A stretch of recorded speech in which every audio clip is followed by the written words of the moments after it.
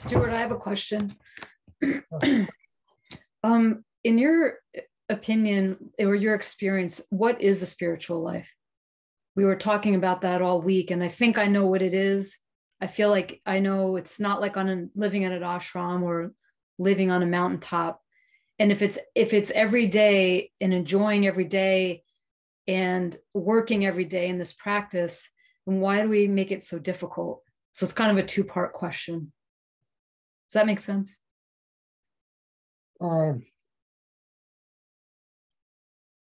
Yeah, it makes sense. I mean, look, I don't make it difficult. Even the practice doesn't make it difficult.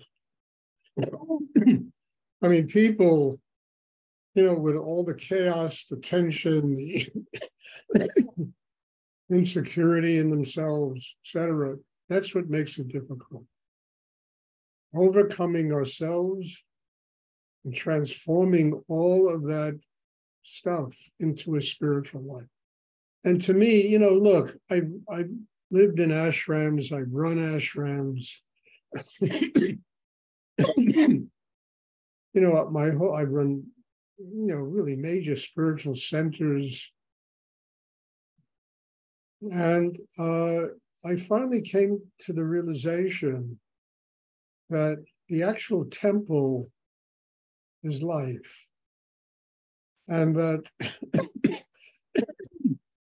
depending upon the development in a human being and how open they are and how much they're centered inside, their heart is open, their minds are quiet, whether or not they can see past illusion in the world, it really depends on all of these things. And in the ability to do this, we begin to recognize that the real temple is life itself. Every experience, everything we go through, everything that happens to us in our day-to-day living is sacred. And it's sacred because it happens to us because it's teaching us about us, what we need to learn in order to overcome the obstructions in ourselves so that we can get closer to God. So life itself is the temple. The cup of tea we drink, the cup of coffee we drink, the food we eat, the air we breathe, everything by its very nature is a manifestation of spiritual energy. Even negative things are a manifestation of spiritual energy.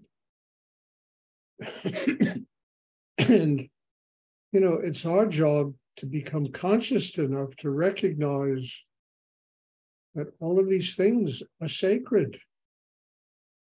They're holy. I remember reading a poem by William Blake a long time ago. Everything that lives is holy. And it went past me, when I was a kid. And it took years of inner development and growth to recognize the sacred nature of life. It's sacred because everything in life is our teacher.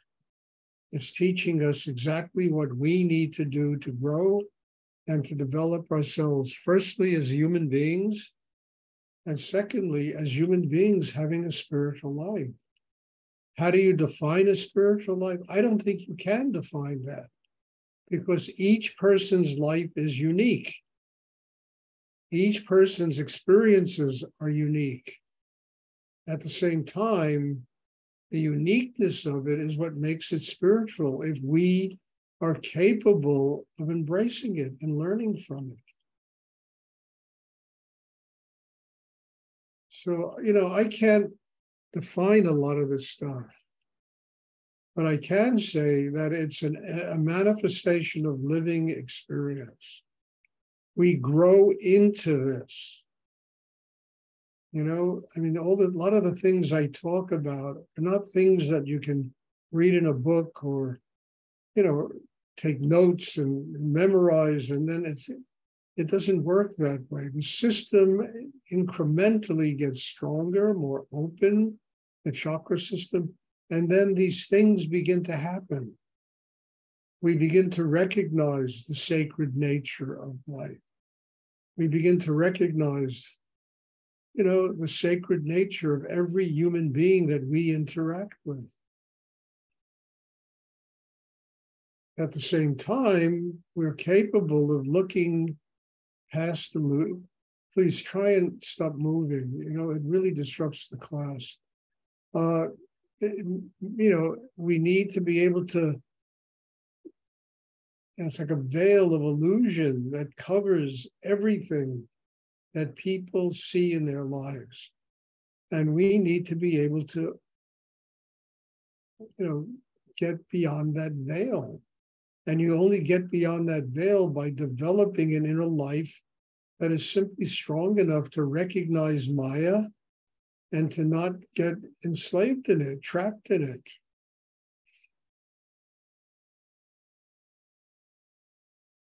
Can I define a spiritual life? No. Only because it's unique for every human being. And that, to me, is what makes it absolutely wonderful.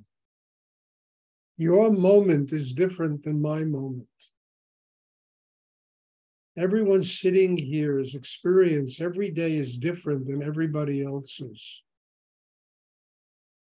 Now, it doesn't make one person's experience more sacred than the others, more spiritual than the others. So I think that this, to me, is one of the great, elements of consciousness. And how do you get consciousness? You've got to build an inner life that can do it. Consciousness makes you eat healthier food. It makes you take care of yourself. It makes you, love the people in your family and the people in your life. It makes you respect your job or your business or wherever you earn a living.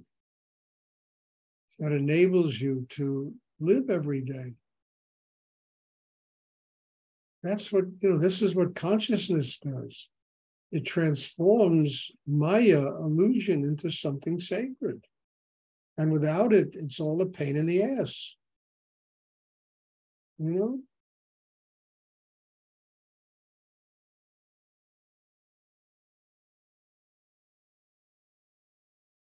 We're trying in this meditation to develop that kind of consciousness. And it's a byproduct of a chakra system that is highly developed in a human being. As I said in the class this afternoon, a spiritual life is not meditation. Because you meditate, it doesn't mean you're having a spiritual life. Meditation is just the craft that will develop your chakra system, that will enable you to have a spiritual life. Spiritual life is 24 hours a day, 7 days a week. It's life.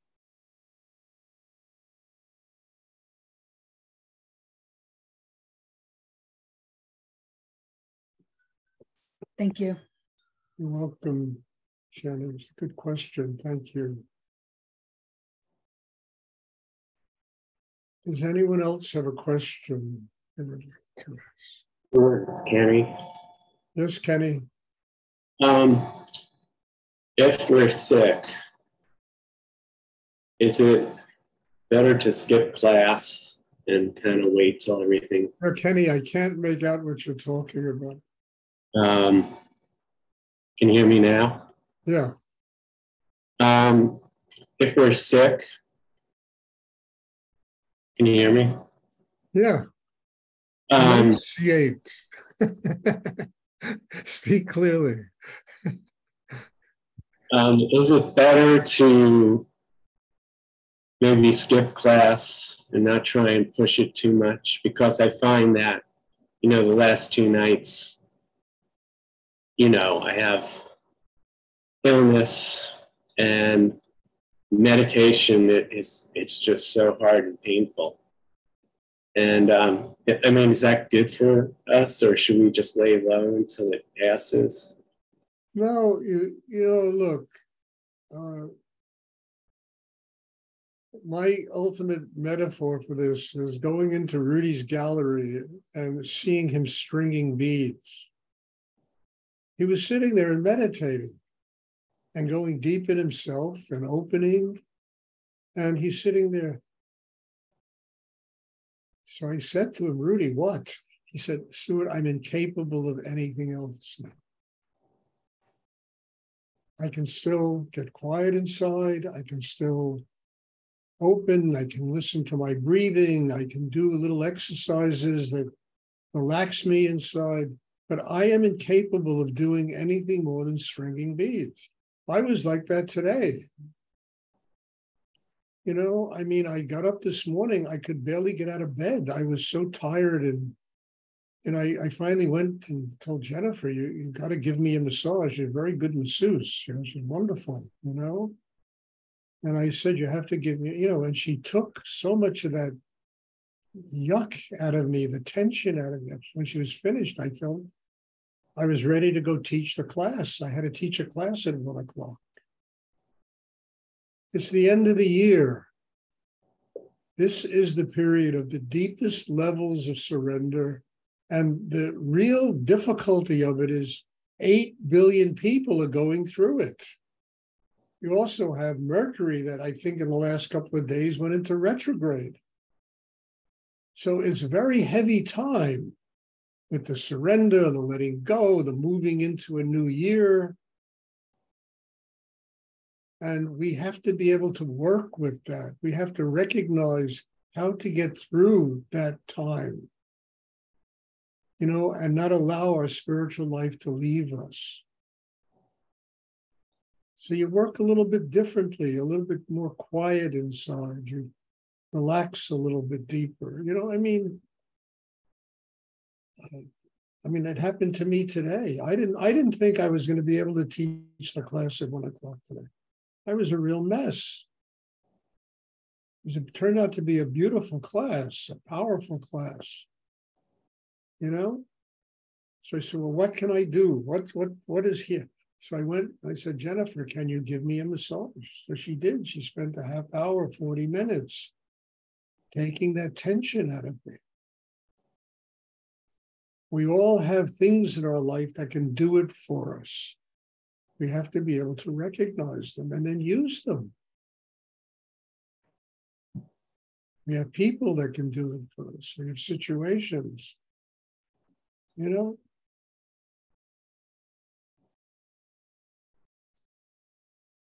I mean, I learned that from just hanging around with Rudy and watching the way he did it, you know?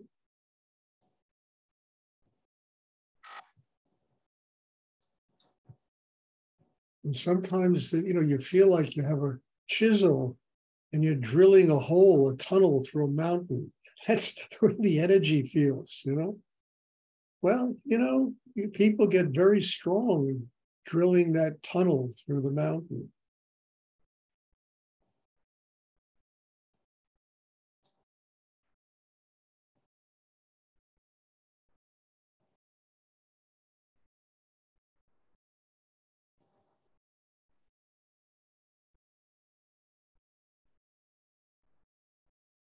And then New Year's comes. And there's a whole resurrection of energy, a whole newness about life. You know?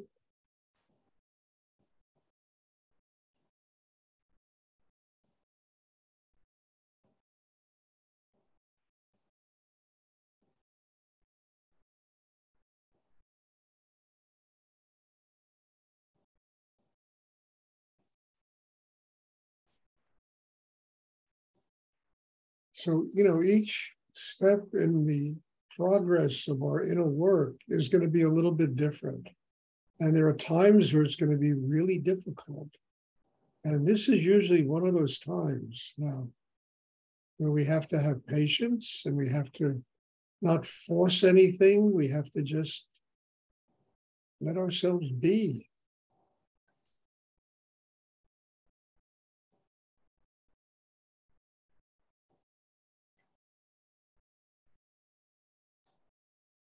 And it always comes out, Happy New Year. you know, and the energy changes.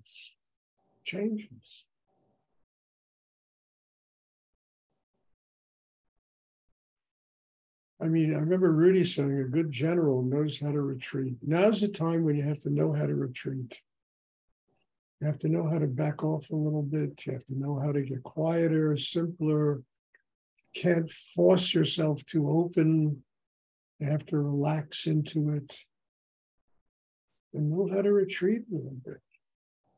Don't try to build some monumental vision at this point. It's time to just step back a little bit and to be a little bit more simple about living. And then the energy always changes. Suddenly there's an explosion of energy,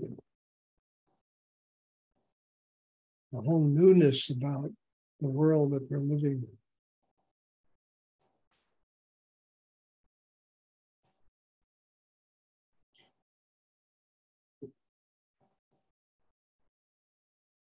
Does anyone else have a question? Thank you, Stuart. You're welcome, Timmy. Don't worry, it changes. Don't get yourself crazy because it's a little bit more difficult. It always changes. Does anyone else have a question they would like to ask? Stuart? Yes? So in the same veins, by surrendering and letting go during this time, we're creating space inside to allow more Shakti to flow through us? Yep. Yes. Yes. Yes. There are times where the energy is really strong and vital, and you take it deep, and your vision, you're wanting to grow, you're wanting to, it can expand. There are times when it's like a faucet just dripping. You got to make room, and you can't force it to open. You just have to say, this is what I'm capable of. And you surrender to the depth that you can surrender, and that makes room for the Shakti to come and flow through. Creative energy.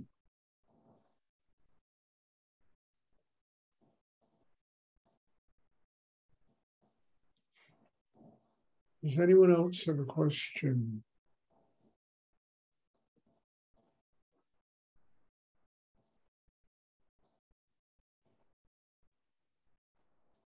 Look, it's all about liking oneself, loving oneself, feeling that worthiness of having a spiritual life. Even when the energy is difficult, and we can still do that. We can still like ourselves. We can still love ourselves. We can still feel that worthiness in our heart to grow and to get closer to God.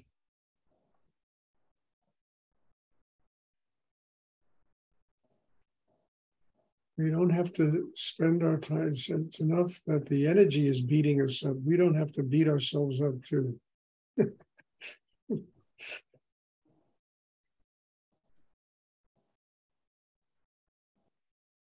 Does anyone else have a question we'd like to?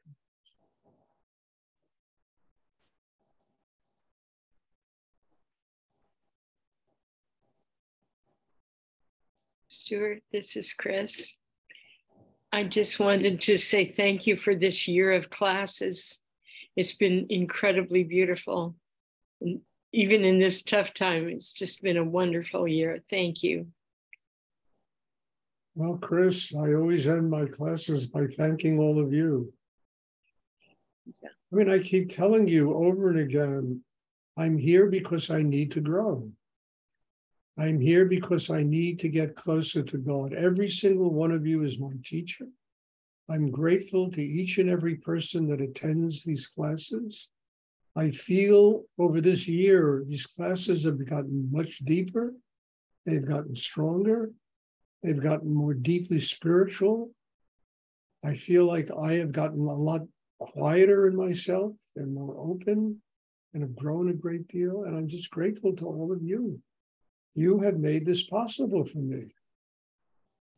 So I mean, I have to say it's the end of the year, and God bless you all, and thank you. Thank you for helping me to live, I mean, giving my life a purpose. I'm saying we all have to have purpose in our lives. And doing these Zoom classes has certainly given my life a purpose. I didn't know what was going to happen when COVID hit. I said, what the hell am I going to do? I didn't know what was going to happen when I was lying in a hospital, saying to myself, I can't travel anymore. I almost feel responsible for COVID. God brought COVID and it brought Zoom, I had no idea what Zoom was, It gave me an opportunity, an amazing opportunity to grow in my life.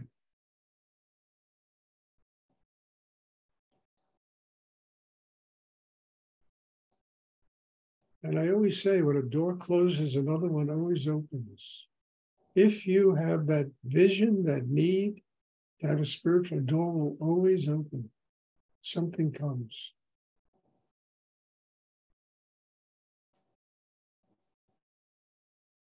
Does anyone else have a question?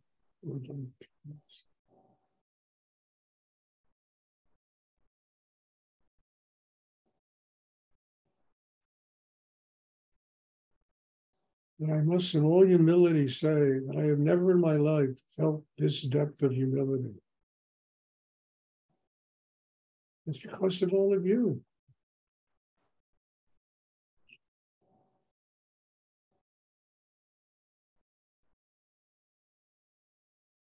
I mean, I try not to have visions but one of the things I want to do next year is to start a center somewhere where I can do in-person teaching with classes. People can come. And I really think that I'm going to project that kind of growth. Although I swore after Fourth Avenue and then Woodstock, I would never do that again. But I don't know. I think it would be an important thing to have a place where people can come and have classes in person, as well as the Zoom classes, because there are people here from, all over the place, all over America, Brazil. My other class, there are always people from 4 continents. It blows my socks away,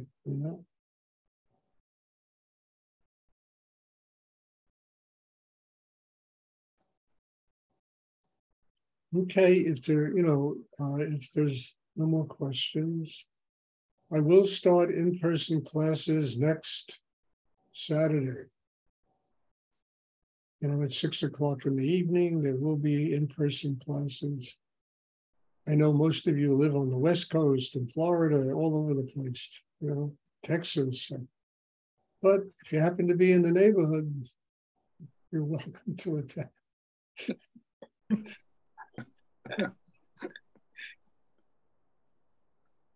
And then we're going to do a retreat.